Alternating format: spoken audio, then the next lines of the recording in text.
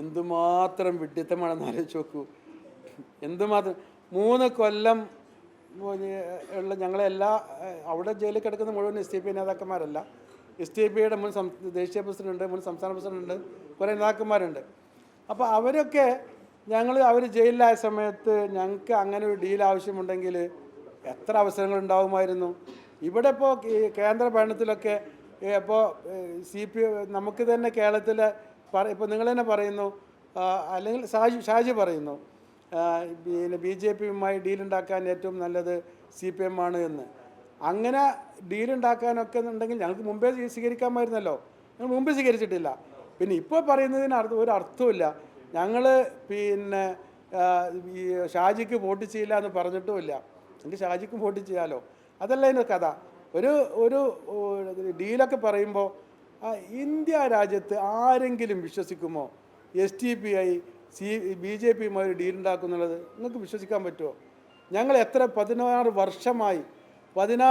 വർഷമായി ഞങ്ങൾ ഈ പൊതുസമൂഹത്തോട് പറഞ്ഞത് BJPയുടെ ഫാസിസത്തെക്കുറിച്ചാണ്. ഈ ഷാജിയൊന്നും അത് പറഞ്ഞിട്ടില്ലെന്നേ അന്ന്. അയാൾ BJPയേക്കാളും വലിയ ശത്രു CPM എന്നാണ് പറഞ്ഞത്. നിലപാടുകൾ അവരൊന്നൊക്കെയാണ് മാറ്റി പറഞ്ഞുകൊണ്ടിരിക്കുന്നത്. ഞങ്ങൾ അന്നും ഇന്നും ഒരേ സ്വരമാണ് ഞങ്ങൾക്കുള്ളത്. അത് ഞങ്ങൾ തെരുവിലും നിയമയുദ്ധത്തിലും പിന്നെ എന്താ പറയുക ബാലറ്റ് യുദ്ധത്തിലും ഞങ്ങൾ BJPക്കെതിരെ ഫാസിസത്തിനെതിരെ ശക്തമായ നിലപാടെടുത്തവരാണ്. ഒരു വെള്ളം ചേർക്കലുണ്ടായിട്ടില്ല. ഈ പറയുന്ന ഒരു പാർട്ടിയും ഒരു വ്യക്തിയും BJPക്കെതിരെ കേരള സംസ്ഥാനത്ത് അവരെ രാഷ്ട്രീയമായി തോൽപ്പിക്കുന്നതിന് ഞങ്ങളെ കൂടെ നിന്നിട്ടില്ല. ഞങ്ങൾ ഏറ്റവും പറ്റി പറയട്ടെ, ഞങ്ങൾ ഈ കഴിഞ്ഞ നിയമസഭാ തിരഞ്ഞെടുപ്പ് വരുന്നതിന് ഒരു 2 മാസം മുമ്പ് ഞങ്ങൾ കോഴിക്കോട് പത്രസമ്മേളനത്തിൽ ഞങ്ങൾ പറഞ്ഞതാണ്, BJP ജയിക്കാൻ സാധ്യതയുള്ള 11 അസംബ്ലി മണ്ഡലങ്ങൾ കേരളത്തിലുണ്ട്. കേരളത്തിൽ BJP പരാജയപ്പെടാൻ താല്പര്യമുള്ള LDFും UDFും പൊതുസ്ഥാനം നിർത്തണമെന്ന് ആവശ്യപ്പെട്ടതാണ്. അനുകൂലമായി പ്രതികരിച്ചിട്ടില്ലല്ലോ. ഈ കേരളത്തിലെ പിന്നെ തദ്ദേശ സ്വയംഭരണ സ്ഥാപനങ്ങളിൽ പോലും ഞങ്ങൾ BJP പരാജയപ്പെടുത്താൻ നിലപാടെടുത്തവരാണ്. അവരതൊന്നും എടുത്തിട്ടില്ല. ഒരു രംഗത്ത് പോലും ഈ BJPയെ പരാജയപ്പെടുത്താൻ വേണ്ടി കുഞ്ഞാലിക്കുട്ടി സാഹിബ് ഇവിടുന്ന് MLA സ്ഥാനം രാജിവെച്ച് MP ആയി പോയിട്ട് തിരിച്ചു പോന്നില്ലേ? ആ പരാജയപ്പെടുത്തൊക്കെ അവസാനിപ്പിച്ചില്ലേ? അപ്പോൾ അവരൊന്നും ഈ രംഗത്ത് അത്തരം തരത്തിലുള്ള ഒരു നിലപാടെടുത്തിട്ടില്ല. അതിൽ ഞങ്ങൾ തന്നെയാണ് ചാമ്പ്യന്മാർ. ഞങ്ങൾ തന്നെയാണ് 1ാം സ്ഥാനത്തുള്ളത്.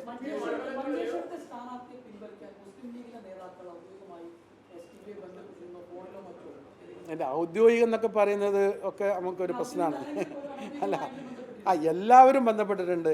ലീഗ് നേതാക്കന്മാരുണ്ട്, അതുപോലെ തന്നെ മുസ്ലിം നേതാക്കന്മാരുണ്ട്. പിന്നെ എല്ലാവരും പത്രസമ്മേളനത്തിൽ പണ്ട് സാദിഖ് അലി തങ്ങൾ, അത് നമുക്ക് ലീഗിനെ കുറിച്ച് നമ്മൾ സ്വീകരിക്കണമെങ്കിൽ ലീഗ് തന്നെ പറയുന്നത് സാദിഖ് അലി തങ്ങളാണ് അവസാന വാക്കുന്ന, വേറൊരു വാക്കുമില്ല എന്നാണ് പോലും പറയാം. അങ്ങനെയുള്ള പറയാം, നിങ്ങൾക്കൊക്കെ അറിയുന്നതല്ലേ. ആ സാദിഖ് അലി തങ്ങൾ പരസ്യമായി പറഞ്ഞില്ലേ STP സ്ഥാനാർത്ഥിയിൽ പിൻവലിക്കണം എന്ന് പറഞ്ഞില്ലേ? അത് ലീഗിൻ്റെ തന്നെ ഒരു ഔദ്യോഗികമായ ആവശ്യമല്ലേ? പിന്നെന്താ പോലെ പറയാനുള്ളത്?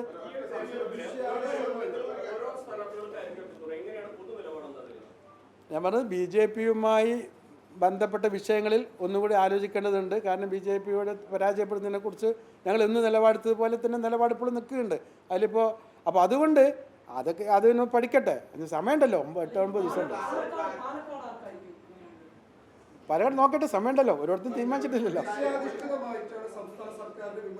യെസ് ഏത് വിഷയത്തിലാണ് STPയെ വിമർശിച്ചത്? വിഷയങ്ങൾ ഒരുപാടുണ്ടല്ലോ. അതിൽ ഏത് വിഷയത്തിലാണ് സംസ്ഥാന സർക്കാരോ അല്ലെങ്കിൽ CPMോ LDFോ നിലപാട് മാറ്റിയത്? STPക്ക് വിമർശനം ഒന്നും ഞങ്ങൾ പിൻവലിച്ചിട്ടില്ലേ? എവിടെ അങ്ങനെ പറഞ്ഞല്ലോ? ഞാൻ വിമർശനം പിൻവലിച്ചിട്ടില്ലല്ലോ. അങ്ങനെയല്ല പറഞ്ഞത്. ഭരിക്കാൻ പോലും അർഹരല്ല എന്നല്ല പറഞ്ഞത്. ഞങ്ങൾ പറഞ്ഞത് തെറ്റ് തിരുത്തണമെന്നാണ്. അതല്ലേ നമ്മൾ പറയാൻ പറ്റുള്ളൂ. അല്ല, അതിൽ തിരുത്തിയതുണ്ടാവും, തിരുത്താത്തതുണ്ടാവും. നമ്മൾ പറഞ്ഞുകൊണ്ട് മാത്രം തിരുത്തണമെന്നുണ്ടാവില്ലല്ലോ. അല്ല, അതിലൊന്നും ഇപ്പോൾ നമ്മളൊരു ആവശ്യം ഉന്നയിക്കുന്ന സമയത്ത് അത് നടക്കണമെന്ന് നിൽക്കാണ് സമരം ചെയ്യുന്നതും. പക്ഷെ അത് പിന്നീട് അത് നടന്നില്ല എന്നതുകൊണ്ട് മാത്രം ഇങ്ങനെ ഓരോന്നോരോന്നിങ്ങനെ എണ്ണിപ്പോരാനൊന്നും സാധ്യമാവില്ലല്ലോ ഒരു ഇലക്ഷൻ സമയത്ത്. 3% വോട്ട് ഞങ്ങൾ എല്ലാ മണ്ഡലത്തിലും ഞങ്ങൾ മത്സരിക്കുകയാണെങ്കിൽ 5% മുകളിലുണ്ടാവും. അത് ഞങ്ങളുടെ കണക്കാണ്.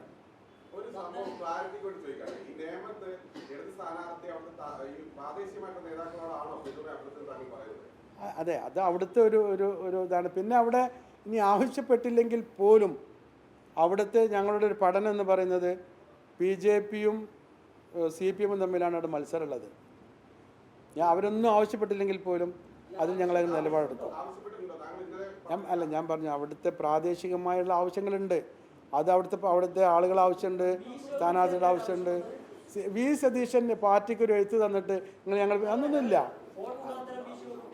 അത് അവിടുത്തെ ആളുകളോട് കാണുമ്പോൾ പറയുമല്ലോ ഇവിടുത്തെ സാഹചര്യം പരിഗണിച്ചു ചെയ്യണം. അങ്ങനെ പോരെ അങ്ങനെ തീരുമാനത്തിലേക്ക് എത്തുകയാണ് ഞങ്ങൾ. കാരണം അത് ഞങ്ങൾ പരിഗണിക്കുന്ന ഒരു വളരെ പ്രധാനപ്പെട്ട വിഷയമാണ്. കാരണം അത്തരം ഒരു കാൻഡിഡേറ്റാണ് അപ്പുറത്തുള്ളത്. അപ്പോൾ അതൊക്കെ കേരളത്തിൽ എല്ലാവർക്കും പൊതുസമൂഹത്തിൽ ഞങ്ങൾ ഈ STP എന്ന് പറയുന്നത് ഈ കേരളീയ സമൂഹത്തിലുള്ള ഒരു പാർട്ടിയല്ലേ. ഞങ്ങൾ ഇവിടുത്തെ ആളുകളൊന്നും വ്യത്യസ്തമായ ഒന്നല്ലല്ലോ. ഞങ്ങൾ വേറെ ഗ്രഹത്തിൽ നിന്ന് വന്ന ആൾക്കാരല്ലല്ലോ. ഞാൻ പറയട്ടെ, ഞങ്ങൾ ഇവിടുത്തെ പൊതുസമൂഹത്തിൻ്റെ കൂടെ നിൽക്കുകയും ആ പൊതു താല്പര്യത്തിന് കൂടെ ഞങ്ങൾ നിൽക്കുള്ളൂ. അത് നിങ്ങൾ മനസ്സിലാക്കണ്ടേ. ആലോചിക്കും, ഞങ്ങൾ പരിഗണിക്കും. ചർച്ചയൊന്നുമില്ല, ഒരു ചർച്ചയില്ല. ഞങ്ങൾ ആരുമായും ചർച്ചയില്ല. ഈ പൊതുവിലുള്ള ഇവരൊക്കെ ഇപ്പം നമ്മളിപ്പോൾ ഇവിടെ മനസ്സിലാക്കേണ്ടത് ഇപ്പോൾ നിങ്ങൾ മീഡിയാസ് ഇവിടെ ഉണ്ട്. ഞാൻ പറയുന്നത് പൊതുസമൂഹത്തോടാണ്, പാർട്ടികളോടാണ്. അത് ഈ മീഡിയ ഒരു മീഡിയേറ്ററാണല്ലോ. എന്ന പോലെ VD സതീശൻ ഒരു മീഡിയ വഴിയല്ലേ പറയുന്നത്. എന്ന പോലെ മീഡിയ വഴി പറയട്ടെ. ഞങ്ങൾ വിലപേശണമെങ്കിൽ ഞങ്ങൾ ആരുമായും ചർച്ച നടത്തണം. ഞങ്ങൾ ആരുമായും ചർച്ച നടത്തുന്നില്ലല്ലോ. വിലപേശൽ എവിടെയാണ്? ചർച്ച നടത്തി ഞങ്ങൾക്ക് അത് വേണം, ഇത് വേണം, അങ്ങനെ ഞങ്ങളൊന്നും അങ്ങനെ ചർച്ചയില്ല, ഡിമാൻഡും ഇല്ല.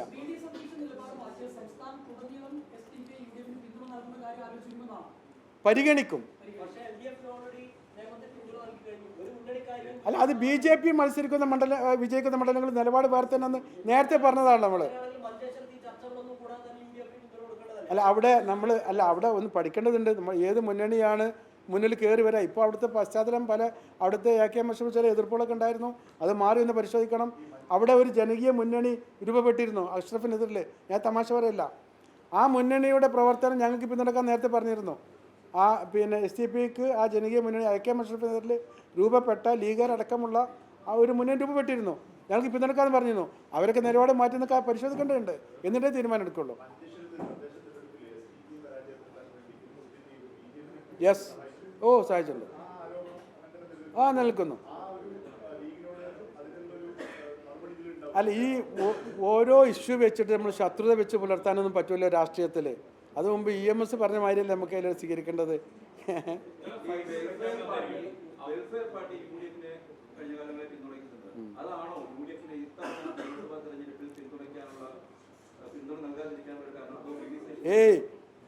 അതെന്തെങ്ങനെയാ പറ്റും? വെൽഫെയർ പാർട്ടി വേറെ സ്വതന്ത്ര പാർട്ടിയല്ലേ. അവരൊരു നിലപാട് നമുക്ക് ചോദ്യം ചെയ്യാൻ പറ്റുമോ? അവർ ഞങ്ങളുടെ ശത്രു പാർട്ടി അല്ലല്ലോ. പല സമയത്തും ഞങ്ങൾ വെൽഫെയർ പാർട്ടിയുമായി സഹകരിച്ചിട്ടുണ്ടല്ലോ. നിങ്ങൾക്ക് ഓർമ്മയില്ലേ? ഞങ്ങളും വെൽഫെയർ പാർട്ടിയും കൂടിയും ഒന്നിച്ച് നിന്നുകൊണ്ട് ഒരു ഹർത്താൽ കേരളത്തിൽ നടത്തിയില്ലേ? വേറെ ആരും ഉണ്ടായിട്ടില്ല. ഞങ്ങളും വെൽഫെയർ പാർട്ടി മാത്രമേ ഉണ്ടായിരുന്നുള്ളൂ. അപ്പോൾ ഞങ്ങളവർ ശത്രു അല്ലല്ലോ. അവരുമായി ചേർന്ന് നിന്ന് ഒരു ഹർത്താൽ നടത്തി വിജയിപ്പിച്ച ഒരു രാഷ്ട്രീയ ചരിത്രം കേരളത്തിലുണ്ട്. അപ്പോൾ ഞങ്ങളെങ്ങനെ അവരെ ശത്രുവാക്കി പറയാം? അവർ പിന്തുണച്ചു എന്നുള്ളത് കൊണ്ട് എങ്ങനെ UDFനെ ഞങ്ങൾ എതിർക്കുക? അങ്ങനെയൊന്നുമില്ല. അത് സോഷ്യൽ മീഡിയയിൽ ഓരോ വിഷയാധിഷ്ഠിതല്ലേ. ഞങ്ങളെ ഞങ്ങളെ നിലപാടുകളെ ആരെതിർത്താലും അപ്പോൾ ഞങ്ങൾ തിരിച്ചെതിർക്കും. ഞങ്ങൾ ഞങ്ങൾ അനുകൂലിക്കുന്നുവോ അവരോട് അത് പൊളിറ്റിക്സ് അങ്ങനെയല്ലേ.